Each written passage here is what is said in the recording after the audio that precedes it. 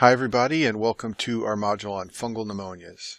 Since this is our first module on fungi, let's talk about a few basics of what fungi are. So first of all, you need to know that fungi cells are eukaryotes. This means they have a nucleus, they have intracellular organelles, and they're very different from bacteria. Bacteria are prokaryotes. They're a much more primitive form of life. They lack a nucleus and they lack internal organelles. When fungi are single-celled organisms, we call them a yeast. And some of you may know that baker's yeast is used in bread. It releases carbon dioxide, and this is what makes bread fluffy and light. When fungi form multicellular structures, we call them either filamentous molds, or you may know mushrooms are fungi that grow out of the ground to release spores so that more fungi can grow. And we say that a fungi is dimorphic when it can exist either as a single-celled yeast or as a filamentous mold. Ones that can only exist in one form are called monomorphic. Fungi like to form structures called hyphae. These are long branches, and this is a picture of some of them down here in the bottom left. I think of them like branches of a tree. Sometimes the hyphae are one long cell, but often they're divided into multiple cells by structures called septa.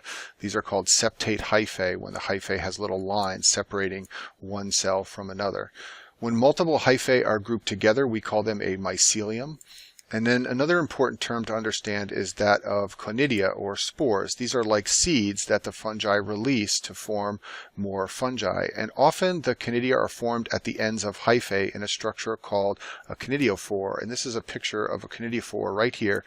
You can see that it's got lots of little dots on it. Those are little spores that the fungi is ready to release to grow and form more fungi. So to keep the fungal infection straight in your mind, I recommend you group them into three categories. The first category are the fungal pneumonias, which we'll talk about in this module. They only occur in specific geographic areas, and knowing the geography of where the disease occurs is very important for the diagnosis. We'll talk about histoplasmosis and blastomycosis and coccidiomycosis all in this module. There are the skin fungal infections like tinea versicolor and tinea pedis, which is athlete's foot, and also sporothrix, which is an infection that you can get when you're gardening. We'll talk about that in another module. And finally, there are the opportunistic infections. These are like Candida and Aspergillus and Cryptococcus and mucormycosis, also pneumocystis. These only happen to people in certain immunodepressed or vulnerable states. So there are four fungal pneumonias you need to know about. These are histoplasmosis, blastomycosis, coccidiomycosis, and paracoccidiomycosis. And they can all cause pneumonia, but they each have some unique features that you need to know about so you can recognize them in board questions. First, let's talk about some key common features that are shared by all of the fungal pneumonia infections. All of these fungi can cause pneumonia, but they can also disseminate and cause diffuse disease. And usually dissemination of these infections occurs in patients who are immunocompromised, like patients with HIV/AIDS. All of the fungal pneumonias are caused by dimorphic fungi, and usually at cold temperatures, which is outside the body. In nature, they are found as molds. When they get inside the body and they are warm, this is where they form yeast. And because they commonly form yeast inside the body, when you look at these fungi on histopathology, usually they will be small single-cellular structures, and that's because they assume the yeast form in the body.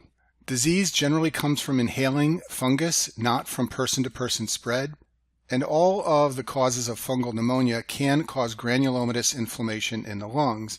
And this is the same thing that tuberculosis does in the lungs, and therefore infections with the fungal pneumonias is a potential mimic of tuberculosis. You can think a patient has TB and they actually have one of these fungal infections. And in general, for all the fungal pneumonias, the treatment for mild disease is with the azole drugs like fluconazole or itraconazole, and the treatment for severe disease or systemic disseminated disease is with amphotericin B. And I talk about all these drugs in another video. So let's pause here and review the causes of granulomatous infection. So most people know that tuberculosis and leprosy can cause granulomas because those are mycobacteria. But the tricky ones are the remainder on this list. So the fungal pneumonias, like we'll talk about in this module, can all form granulomas. Bartonella, which causes cat scratch disease, and Brucella, which causes brucellosis. These are both zoonotic infections, and they can cause granulomas. Infants who get listeria from their mother can get a condition called granulomatosis infantiseptica, and it's got granuloma in the name, so that can help you remember that the baby will have lots of granulomas. Schistosomiasis, which is a helminth or worm infection, causes granulomas. And finally, in syphilis, the gummas that people get are granulomas. So in terms of USMLE Step 1 questions, all of the fungal pneumonia questions are going to have two distinct clues to diagnosis. The first will be the geography, where they occur, and the second will be the pathology. So we'll talk about both of those features now. So histoplasmosis and blastomycosis basically have the same geography. They both occur in the Ohio and Mississippi River valleys. Blastomycosis can occur a little bit around the Great Lakes, but basically these two are going to have the same geographical location of where they occur. Coccidiomycosis, on the other hand, occurs in the southwestern U.S. It is a disease that's very common in Mexico, so it occurs in the states that are near Mexico. And then paracoccidiomycosis is easy to remember because that doesn't occur in the United States. It occurs in South and Central America. So if you're not good at geography, you may need a reminder of where the Mississippi and Ohio river valleys are. So let's review that now. This is a map of the United States. So the Mississippi River starts up in Minnesota and it runs right down the middle of the United States all the way down to the Gulf of Mexico. The Ohio River starts in western Pennsylvania and then runs down below Ohio and intersects with the Mississippi River. So people who are at risk for histoplasmosis and blastomycosis are going to be in this area of the United States. Usually they will use the term Ohio or Mississippi River Valley, but sometimes they won't, and they will describe the Midwest, or you may hear the word Ohio or Mississippi in the question stem. Coccidiomycosis is a disease from Mexico, so if you can just remember that, it's easy to know the states where you're going to find it in the U.S. It's going to be in California and Arizona and New Mexico and all the states that are down here close to Mexico. So in question stems for histoplasmosis or blastomycosis, you'll often see the words Ohio River Valley, Mississippi River or River Valley, the Midwest, or sometimes the Great Lakes, especially for blastomycosis. For coccidiomycosis, they're usually going to name one of these three states, Arizona, New Mexico, or California. And then, as I said before, paracoccidiomycosis doesn't occur in the U.S. It occurs in South and Central America. So now let's talk about each of the fungal pneumonias individually. So the first one is histoplasmosis, which is caused by the fungi Histoplasmosis capsulatum. And in nature, this fungi is found in soil contaminated with bird or bat droppings. So a key site for infection is caves. And if you ever see a question stem that says a patient was spelunking in caves, this is one of the first things you should think about because they're often exposed to bat droppings when they do that. Humans inhale spores and then it becomes a yeast at body temperature, and once it gets inside the body it's ingested by macrophages. And you can remember that tuberculosis is also ingested by macrophages. So histoplasmosis is similar size, it's taken up by the same cells, and so it makes sense that it also causes granulomatous inflammation just like tuberculosis. Once this fungi gets inside macrophages, it can survive and multiply and then eventually spread to other macrophages in the lungs. The vast majority of people who are exposed to histoplasmosis are asymptomatic, and this is true for all the fungal pneumonias. If they ever ask you the most likely outcome of exposure, it's nothing. Most people don't ever get symptoms.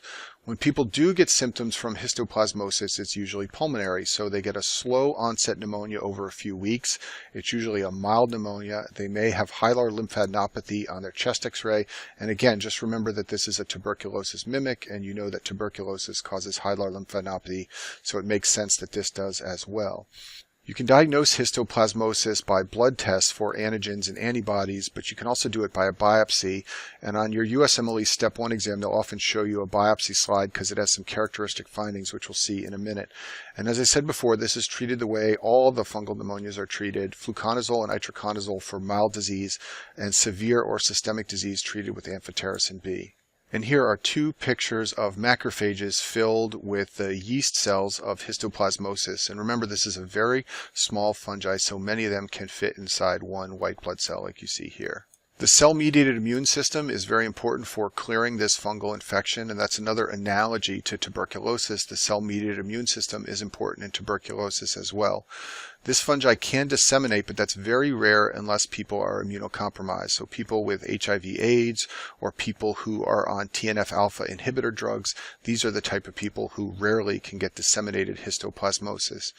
There are lots of symptoms of dissemination that you can read about. It can involve almost any symptom, including the GI tract, the central nervous system, the bone marrow, and the lymph nodes. Some key features that I think are worth knowing about so you can recognize this in question stems. The liver and the spleen will often be enlarged. Patients may have abnormal LFTs. Ulcers are a very unusual and easy to recognize symptom of disseminated histoplasmosis. These can occur in the tongue or in the mouth. And then you know that this fungi likes to infect macrophages, so it makes sense that it can infect other cells and therefore involve the bone marrow and cause pancytopenia. And the treatment for systemic disease is amphotericin B. The next fungal pneumonia is caused by Blastomyces dermatitidis. That's the causative agent of blastomycoses. So it shares many similarities with histoplasmosis. Just like with histo, you inhale the spores or conidia, and then they become a yeast inside the body. It's a dimorphic fungus. Just like with histo, most patients are asymptomatic, but when symptoms do develop, a slow onset pneumonia is the most common presentation. So there are many similarities between histoplasmosis and blastomycoses. They both have a similar geographic distribution, and they both cause a slow onset pneumonia. But one thing that's different about blastomycosis is that extrapulmonary disease is very common. About 20% of patients will have this.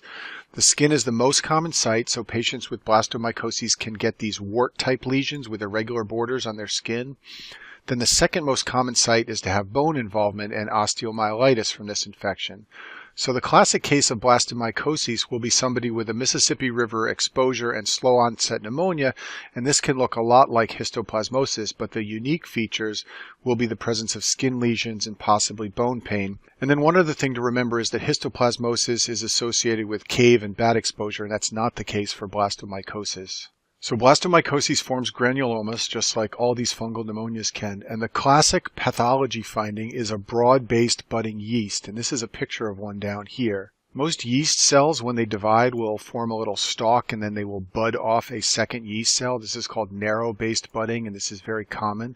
What blastomyces does that's unusual is that the second yeast cell that buds off will have a broad connection to the first one, so there's much more of the two cells touching each other. That's called a broad-based budding, and that's what's unique to blastomyces. And you can see that these cells are budding off with a broad connection to one another, and that's what's unique about blastomyces. And the diagnosis is usually by visualizing the yeast, either in sputum or in tissue, and it's treated like all the fungal pneumonias with fluconazole and itraconazole for mild disease and amphotericin B for severe or systemic disease. Next, let's talk about coccidiomycosis. So remember, it's common in Mexico. So you're going to find it in all the states that are near Mexico, like Arizona, New Mexico, Texas, and California. It grows as a mold beneath the desert surface, and in dry conditions, the mold fractures into spores. And you get sick from inhaling the spores, just like you get sick in all the fungal pneumonias from inhaling spores. What's unique about coccidiomycosis is that it's not dimorphic. In the lungs, the spore does not become a yeast. Instead, it enlarges to a structure called a spherule. This is not a yeast, so it's not dimorphic.